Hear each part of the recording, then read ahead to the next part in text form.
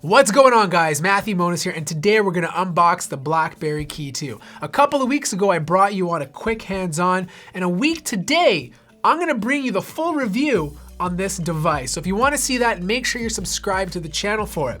So here it is, BlackBerry KEY2, 64 gigabytes of storage, 6 gigabytes of RAM. That's a spec bump compared to last year's model, which should help with memory management. In terms of other specs, we have a 4.5-inch IPS display. It's 1080p, so same as last year. We have a Snapdragon 660, which is a mid-tier processor, very similar to the Snapdragon 821 from a couple of years ago. We have dual 12 megapixel sensors on the back, which means you get your wide lens and a telephoto lens, which is very similar to the iPhone 10 or let's say the Samsung Galaxy S9 Plus. You have an 8 megapixel front-facing shooter, and of course, a huge battery at 3,500 milliamps. So a 1080p display, 3,500 milliamps, and of course, the Snapdragon 660 is gonna give you some insane battery life.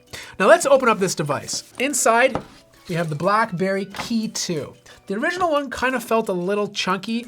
This feels a little bit more smooth. The rubber back makes it a lot easier to hold, and the phone itself feels a little bit lighter. All right, moment of silence for the peeling of the plastic.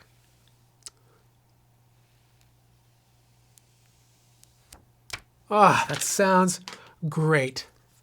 Let's do the back.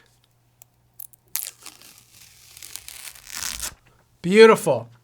I really dig this rubber design on the back. Unfortunately, there is no wireless charging, which is kind of disappointing, but the phone itself feels great to hold. And of course, you have that USB Type-C port on the bottom, which is gonna offer you quick charging. Now let's see what else is in the box. Your instructions, which, most people don't read these days, but they are here. Your quick charging brick, so this will charge up your device a lot faster than some of the smaller ones.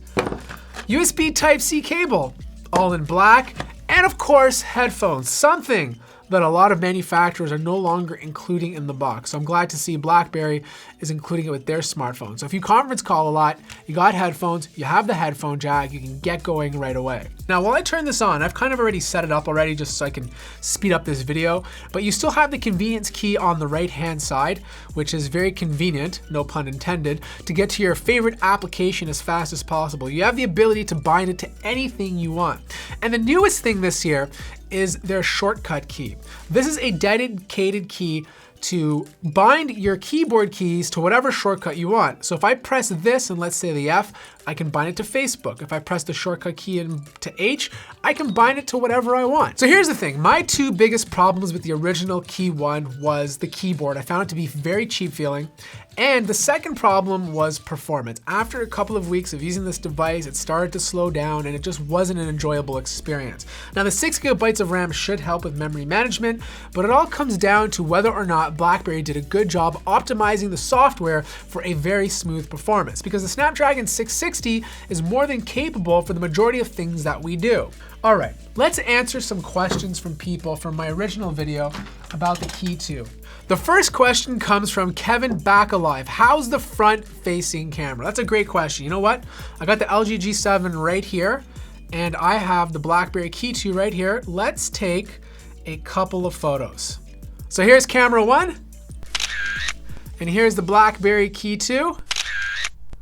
I don't know, what do you guys think? Let me know in the comments below. I'm obviously not gonna be able to tell until I bring this into post, but hopefully they both look really good. The next question comes from Laura PM. Hey, the Canadian boy did the local KEY2. I usually stay with BlackBerry for security. Do you find there is a difference for security in their phones? Laura, that is a fantastic question. It's really hard to say what the most secure phone is right now. BlackBerry claims that their smartphone is the most secure on the market. Samsung says their Knox software is the most secure on the market. And a lot of companies and vendors and people in general say the iPhone is more secure than any Android device because they have the ability to patch it right away, it gets updates right away, and Apple's able to lock down the software and hardware a lot easier. This is what I think. I think if you're buying an Android device and security is your most important feature, then you're gonna be looking at the BlackBerry KEY2. There's a lot of other Android manufacturers that definitely don't take it seriously, take a long time to update their phone, and just don't care about your personal information. The next question comes from Madhun Kumar. Does it carry LED notification like the Key 1? Yes, it does. You can actually see it flashing right now. Let me just get this in focus. There it is. See? there's your LED notification. I have a notification that needs to be checked. The next question comes from Manveer Singh. Is OIS available? And if yes, is it on both lenses? There is no optical image stabilization, but there is EIS on board, and that goes for both lenses. So I hope that helps out. Actually, here's some video footage so you can see for yourself how it looks. The next question comes from Raging Utah 1. KEY2 looks like a cheaper made product. Does the material of the KEY2 keyboard feel as premium as the KEY1 keyboard? To be honest with you, I felt that the KEY1's keyboard felt really cheap. It was a step up from the Priv, but it still felt cheap overall. The KEY2's keyboard is a big improvement. It's a lot more tactile, it feels a little bit more premium, a lot closer to the original BlackBerry Bold days. Daniel Ocampo asks, can you try to play PUBG with this phone? I think that's one of the main disappointing things with this phone. Well, to be honest, this is not a phone for gamers, but you can play PUBG on it. And quite frankly, I think it's gonna run nice and smooth because I know the Snapdragon 660 is more than capable. So here it is, it's loading up, no complaints on my end. You can totally play PUBG on this without any problems. So hope that answers your question. Charles M asks, a few points I'd like to see covered in the full review of the KEY2. Is it easier to hold than the KEY1? I found the phone slippery around the edges and plastically back made it tricky to hold securely. Yes, much easier to hold. It is still very chiseled, it's still very square, but the rubber texture on the back makes holding the device very easy. In fact, I probably wouldn't even put a case on this device. That's how chunky it feels. It feels really solid in the hand. So yeah, definitely a lot easier to hold. So that pretty much wraps up this unboxing. The KEY2 will be coming out full review next week. Thank you guys so much for your questions. If you have more that I did not answer, let me know in the comments below.